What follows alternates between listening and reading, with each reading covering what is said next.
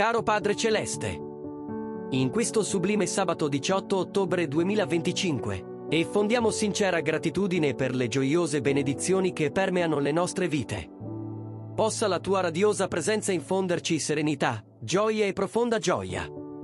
Mentre riflettiamo sulla tua bontà, possano i nostri spiriti essere elevati e i nostri cuori riempirsi di amore e gratitudine.